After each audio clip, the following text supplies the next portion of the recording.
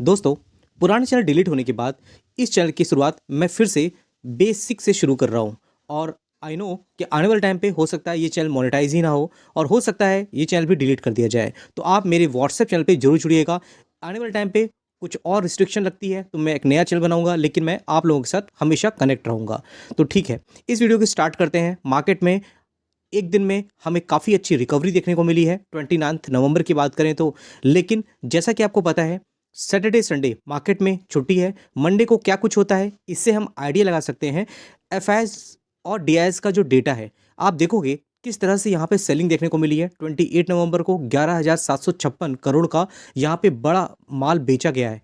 और 29 नवंबर की बात करेंगे तो 4300 करोड़ की यहाँ पर सेलिंग हुई है। रीज़न क्या था? जिस तरह से रशिया यूक्रेन वॉर को लेकर के मार्केट में बहुत ज़्यादा नेगेटिव सेंटीमेंट्स था, ऊपर से ग्लोबल सेंटीमेंट्स भी कुछ ज़्यादा पॉजिटिव देखने को मिल नहीं रहे हैं। और उसके साथ में अलग अलग डेटा आते हैं जो मार्केट में अप एंड डाउन हमें क्रिएट करते हुए दिख जाते हैं। लेकिन अगर डोमेस्टिक इंस्टीट्यूशन की बात करेंगे तो कहीं ना कहीं लोगों का जो मोटिवेशन है वो हमें देखने को मिल रहा है। एसआईपी के मोड में लोग इन्वेस्टमेंट कर रहे हैं। और अगर हम डोमेस्टिक इंस्टीट्यूशन की बात करते हैं तो उनके पास पैसे हैं कि वो मार्केट को स्टेबल करके रखते हैं। लेकिन एक और पॉजिटिव चीज़ है कि क्रूड ऑयल का जो प्राइस है, आप देखोगे यहाँ पर बहुत ही सही देखने को मिल रहा है। और क्रूड ऑयल के अगर प्राइस नीचे होते हैं तो इंडियन मार्केट के लिए अच्छा होता है, क्योंकि हम एक बड़े इंपोर्टर हैं।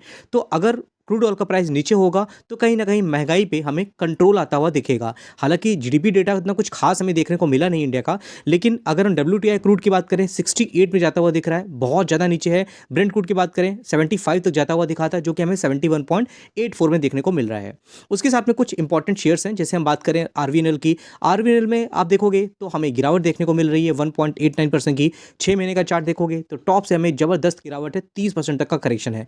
लेकिन अगर हम दोस्तों रेलवे ट्रांसमिशन की बात करते हैं, रेलवे इंफ्रास्ट्रक्चर की बात करते हैं, तो कहीं ना कहीं जैसे डिफेंस में एचएएल का नाम लिया जाता है, वैसे अगर हम रेलवे इंफ्रास्ट्रक्चर की बात करते हैं तो उसमें आरवीएनएल का तो नाम लिया जाता है। इवन बहुत सी ऐसी छोटी छोटी कंपनियां हैं जो आरवीएनएल से एज अ क्लाइंट उसको डील करती हैं। आरवीएनएल उनको उनको कॉन्ट्रैक्ट देता है। तो इनके पास अगर आप देखोगे तो बिजनेस की कमी नहीं है। लेकिन होता क्या है, मार्केट में अप एंड डाउन आपको हमेशा देखने को मिलेगा। साइक्लिकल देखोगे ना तो आज के दिन में कौन सी इंडस्ट्री परफॉर्म कर रही है, और आज देखोगे तो ये जो नीचे है साइकिल में वो कहीं ना कहीं आपको ऊपर जाती हुई दिखेगी। फिर साइकिल घूमेगी, वही इंडस्ट्री आपको आगे चल के फिर से हमें बाउंस बैक करती हुई दिखेगी। तो ये मार्केट का रूल होता है। जो ये गिरावट है, आपको क्या लगता है यहाँ से ये स्टॉक हमें परफॉर्म करता हुआ दिख सकता है? और जिस तरह से प्राइस में हमें देखने को मिल रहा है, मुझे तो लगता है यहाँ पर बाय ऑन डिप हमें करना चाहिए। बाकी अगर बिजनेस की बात करेंगे तो बिजनेस में कोई प्रॉब्लम नहीं है, मैंने आपको बताया है। आरवीएनएल को अगर आप देखोगे यहाँ पर तो अलग तरीके से ऑर्डर मिलते हुए दिख रहे हैं। और यहाँ पे जो बिड होती है, तो जब किसी कंपनी में या तो कहीं पे इंडस्ट्री में इनको ऑर्डर लेना होता है तो इनको बिड लगानी होती है। तो आप देखोगे यहाँ पर कि इसको विन हुआ है, ये 643 करोड़ का मतलब ऑर्डर मिलता हुआ दिखा है यहाँ पे। और कहाँ से मिला है? Power infrastructure development in Punjab. तो आरवीएनएल रेलवे इंफ्रास्ट्रक्चर में तो है, लेकिन आप देखोगे यहाँ पे पावर डेवलपमेंट में भी आपको देखने को मिल रहा है। और दोस्तों, जब हम पावर ट्रांसमिशन की बात करते हैं ना, तो देखिए ये जो है ना भविष्य में ये इंडस्ट्री और ग्रो करने वाली है। जैसे कि मैंने एक मेरा जो दूसरा चैनल है वहाँ पे मैंने आपको बताया था 3 ऐसे सेक्टर हैं जिनको लेकर के बड़े बड़े जो इन्वेस्टर हैं, एक्सपर्ट हैं, वो बहुत ज़्यादा बुलिश हैं। और उन सेक्टर में आपको कहीं ना कहीं आपको माइंड अपने वॉच लिस्ट में रखना चाहिए। और जो कंपनियां उसमें काम कर रही हैं उनको तो जरूर आगे चल के पढ़ना चाहिए, क्योंकि ये सब इंडस्ट्रियां रिक्वायरमेंट है। क्योंकि अगर आप रिन्यूएबल एनर्जी की बात करते हो तो पावर जनरेशन तो होता है, लेकिन ट्रांसमिशन, डिस्ट्रीब्यूशन, तो उसके थ्रू का भी अलग अलग चीज़ें होती हैं जो यूज़ की जाती हैं। जब पावर ट्रांसमिशन की बात करोगे तो बहुत अलग अलग प्रोडक्ट होते हैं, जैसे स्विचेस की बात करते हैं, ट्रांसफार्मर्स की बात करते हैं। उसमें जो कंपनियां काम कर रही हैं उसमें ग्रोथ बहुत ही अल्टीमेट देखने को मिल रही है। तो आपके क्या व्यूज़ हैं इन सब लेकर के मेरे साथ जरूर शेयर करिएगा। फिर दोस्तों बात करते हैं नेक्स्ट कंपनी की, ओएनजीसी। अगर आप देखोगे एक दिन में 1.88% की तेजी देखने को मिल रही है। 6 महीने का चार्ट देखेंगे तो टॉप से लगभग कितना गिरावट है? 26-24% तक की गिरावट देखने को मिल रही है। 3 लाख करोड़ की मार्केट कैपिटलाइजेशन वाली कंपनी है। हालांकि मेरा कोई बाइंग सेलिंग का रिकमेंडेशन नहीं है, लेकिन अगर आप देखोगे तो ये कंपनी भी कहीं ना कहीं ग्रोथ दिखा रही है। गवर्नमेंट की कंपनी है। आप देखोगे ONGC Videsh acquire additional stake in Azerbaijan ACG oil field and BTC pipeline. तो इनकी जो बिजनेस है वो इंडिया के साथ में बाहर भी देखने को मिलते हैं। अलग अलग कंपनी को ये एक्वायर करते रहते हैं और उनके स्टेक लेते हैं और कहीं ना कहीं अपने बिजनेस को बढ़ाते हैं। बाकी अगर आप देखोगे फंडामेंटली तो स्ट्रॉन्ग कंपनियां होती हैं, लेकिन एक टाइम ऐसा था जब आप देखोगे तो इसमें कुछ खास ग्रोथ देखने को मिलती नहीं थी। मैक्सिमम चार्ट देखिए तो कितनी ज़्यादा वॉलिटिलिटी हुआ करती थी। बाद में क्या हुआ, 2020 के बाद से जितनी भी गवर्नमेंट कंपनियां हैं, पीएसयू के स्टॉक हैं, सब में हमें ज़बरदस्त तेज़ी देखने को मिल गई। अभी तेज़ी कहाँ तक कंटिन्यू रहेगी वो डिपेंड करता है कंपनी के रिजल्ट्स के ऊपर। क्योंकि अगर पीएसयू स्टॉक देखोगे तो एक टाइम पे काफ़ी अच्छी रैली थी और जिस हिसाब से ऑर्डर मिलते हैं तो उनको क्या होता है, वो ऑर्डर आपको दिखने भी तो चाहिए। जब हम बुक्स की बात करते हैं तो जो कंपनी की अर्निंग होती है, अगर परफॉर्मेंस होगी अर्निंग में तो कहीं ना कहीं बाइंग होगी। अगर अर्निंग कंपनी की अर्निंग मार्केट के एक्सपेक्टेशन के अकॉर्डिंग नहीं आएगा तो कहीं ना कहीं हमें यहाँ पे प्रॉफिट बुकिंग देखने को मिल जाती है। तो ये सब चीज़ों को आपको माइंड रखना चाहिए। बहुत सी रिन्यूएबल एनर्जी कंपनियां हैं जो अब देखो रेलवे इंफ्रास्ट्रक्चर में, जैसे ओएनजीसी की बात कर रहे हैं, आरवीएनएल की बात कर रहे हैं, ये सब गवर्नमेंट स्टॉक हैं। इनसे आप देखोगे तो तेजी होती है तो ऑर्डर भी होता हुआ दिख रहा है, लेकिन कंपनी के रिजल्ट अगर नहीं आएंगे, उसमें नहीं दिखेगा ऑर्डर, कंपनी का रेवेन्यू नहीं बढ़ेगा, मार्जिन नहीं निकलेगा, तो कहीं ना कहीं एक थोड़ा गलत साइन हो जाता है लॉन्ग टर्म में जो इन्वेस्टर इसमें इन्वेस्टमेंट करके आगे बढ़ रहे हैं। फिर दोस्तों बात करें केईसी इंटरनेशनल लिमिटेड के बारे में, 1000 के प्राइस में है। एक दिन में तो करेक्शन था काफ़ी ज़्यादा, लेकिन फिर भी यहाँ पे देखोगे रिकवरी बहुत ही ज़बरदस्त होती हुई दिखी है 2% तक की। और एक महीने का चार्ट देखोगे तो ये कंपनी हरे निशान पे है। इवन अगर 5 साल का चार्ट देखोगे ना, कहानी चेंज है। लगभग यहाँ से यहाँ तक में बहुत ही शानदार चार्ट देखने को मिला है और बॉटम से लेकर के टॉप में 500% तक की रिटर्न बना के दी कंपनी ने। 27,000 करोड़ की मार्केट कैपिटलाइजेशन है और अगर हम देखेंगे यहाँ पर तो 272% तक की रिटर्न है। मैक्सिमम अगर आप चार्ट देखोगे ना तो देखिए अभी से कंपनी नहीं है, बहुत टाइम से काम करते नजर आ रही है। और इवन अगर आप यहाँ से तक देखोगे तो लगभग 2006 से लेकर 22 तक में सिर्फ 300% रिटर्न बने हैं, लेकिन 2020 के बाद से ही इन सब कंपनियों में हमें तेजी देखने को मिली है। अब इस कंपनी का तेजी की वजह क्या है, तो कंपनी को क्या हुआ, ऑर्डर मिलता हुआ दिखा है 1040 करोड़ का। किसमें ऑर्डर मिला है, ट्रांसमिशन एंड डिस्ट्रीब्यूशन। और ये सब चीज़ें मैं आपको बार बार बता रहा हूँ, ट्रांसमिशन, डिस्ट्रीब्यूशन और अगर सेमीकंडक्टर की बात करते हैं, रिन्यूएबल एनर्जी की बात करते हैं, और उसके अलावा एक और सेक्टर है जो आप वीडियो देख लीजिएगा, उसमें आपको पता चल जाएगा। बहुत इंपॉर्टेंट सेक्टर है, ज़्यादा कोई इसके बारे में जानता नहीं है और ग्रोथ का पोटेंशियल उसमें देखने को मिल जाता है।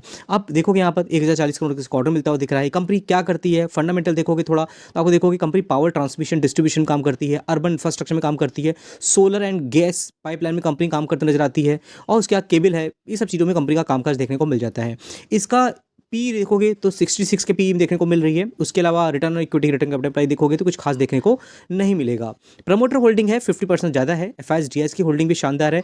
पब्लिक की होल्डिंग बहुत कम है, 9% तक आपको देखने को मिल जाती है। तो ये सब देखना इंपॉर्टेंट है। फिर दोस्तों बात करते हैं नेक्स्ट कंपनी बारे में, डिक्सॉन टेक्नोलॉजी। डिक्सॉन टेक्नोलॉजी के तो मेरे चैनल पर आपने कई बार मैंने किया करता आ रहा हूँ। जब ये कंपनी बहुत छोटे लेवल पर थी, फिर भी जो लोग नए जुड़ रहे हैं तो आप अगर 1500 के प्राइस को देख करके घबरा रहे हो तो ये कंपनी एक टाइम पे 2000 के प्राइस में थी, फिर 22,000 के प्राइस तक गई। 22,000 के प्राइस के बाद कॉर्पोरेट एक्शन हुआ, उसके बाद क्या हुआ, कंपनी फिर से 2000 के प्राइस में आ गई और 2000 के प्राइस से फिर से आपको 15,000 में देखने को मिल रही है। तो इस कंपनी का काम क्या है, तो काम के बारे में आपको बताऊं तो कंपनी क्या करती है, इलेक्ट्रॉनिक्स मैन्युफैक्चरिंग काम करती है।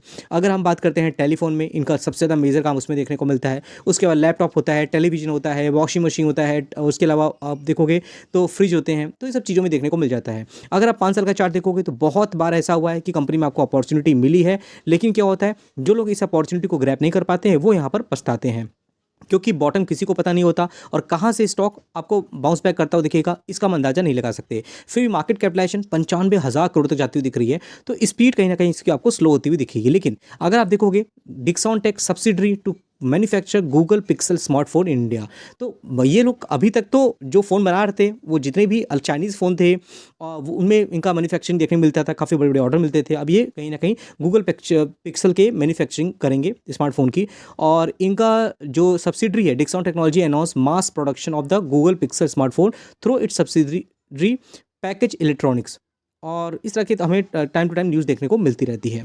फिर दोस्तों अगर हम बात करेंगे टीवीएस मोटर कंपनी की, तो अगर हम टू व्हीलर मैन्युफैक्चरिंग बात करते हैं जो मोटर मैन्युफैक्चरिंग में है, उसमें ये कंपनी मुझे कहीं ना कहीं अच्छी लगती है। अगर आप देखोगे बजाज ऑटो भी अच्छी कंपनी है, लेकिन इसका 5 साल का चार्ट देखोगे तो बहुत ही कंसिस्टेंट रिटर्न देखने को मिल जाते हैं। टाइम टाइम पे इसमें भी करेक्शन होता है, लेकिन अगर आप देखोगे बिजनेस वाइज तो बहुत अच्छी है। करेक्शन देखने को मिल रहा है जनवरी से अभी तक देखोगे तो बहुत ही शानदार करेक्शन है, 15% तक का। 1 लाख करोड़ की मार्केट कैपिटलाइजेशन देखने को मिल जाती है इस कंपनी में। तो अगर आप कंपनी के बिजनेस को पढ़ते हो, थोड़ा ट्रस्ट करते हो, तो कहीं ना कहीं कंपनी आपको अच्छी रिटर्न बना के देने का पोटेंशियल रखती है। TVS motor to acquire 39.11% stake in drive X mobility for 97.8 crore में। तो मतलब आपको देखने लग रहा है कंपनी अपने बिजनेस को बढ़ा रही है, नई नई कंपनी को एक्वायर कर रही है, और उसका जो कुछ परसेंटेज होता है 39.11, थोड़ा बहुत नहीं होता, बहुत बड़ा परसेंटेज होता है।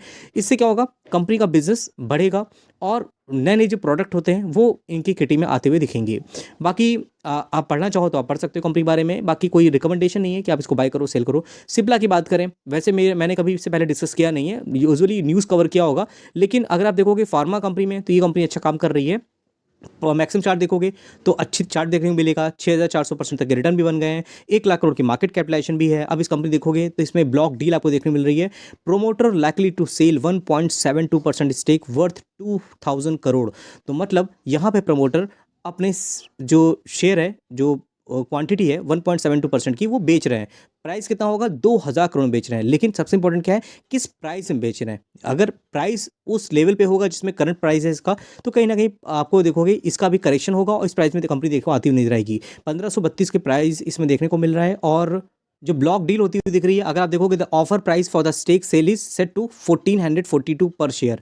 तो कहीं ना कहीं आप देखोगे तो ये जो प्राइस है जिसमें ब्लॉक डील इतनी बड़ी होती हुई दिख रही है, इस प्राइस में हमें कंपनी आती हुई दिख सकती है। मंडे को मार्केट जब ओपन होगा तो क्या कुछ इस स्टॉक में होता है वो देखना इंटरेस्टिंग हो सकता है। अगर आपने इस कंपनी में इन्वेस्टमेंट करके रखा है तो जरूर आपको अपने माइंड में रखना चाहिए। तो करेक्शन थोड़ा बहुत होता है, तो उससे घबराना नहीं है। साथ ही साथ अदानी ग्रुप की बात करते हैं तो जिस तरह से इसमें करेक्शन देखने को मिल रहा है, टोटल आप देखोगे 2 लाख करोड़ यहाँ पे इनके जो मार्केट कैपिटलाइजेशन है टोटल वो ऐड होते हुए दिख रहे हैं।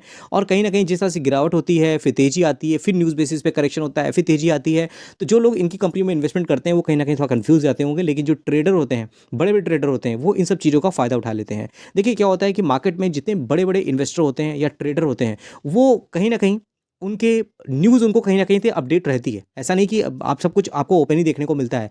लेकिन क्या होता है, तो आइडिया भी लग जाता है ना, तो कहीं ना कहीं ट्रेडर जो होता है उसका फ़ायदा उठा ले जाते हैं। लेकिन जो छोटे इन्वेस्टर होते हैं, अगर हमारे आप जैसे लोग होते हैं, अगर हम बैठेंगे कि इसमें हम ट्रेडिंग कर लें, तो जब तक हमारे पास में न्यूज़ पहुंचेगी ना, तब तक काम हो चुका होगा। तो कहीं ना कहीं मैं इसीलिए इन सब स्टॉक से दूरी बना के रखता हूँ, क्योंकि कल कौन सी न्यूज़ आ जाए और स्टॉक में फिर से गिरावट हो जाए, तो कहीं ना कहीं जो टोटल क्वांटिटी तो उतनी रहेगी, लेकिन जो प्राइस होगा वो कहीं ना कहीं हमें हर्ट करेगा।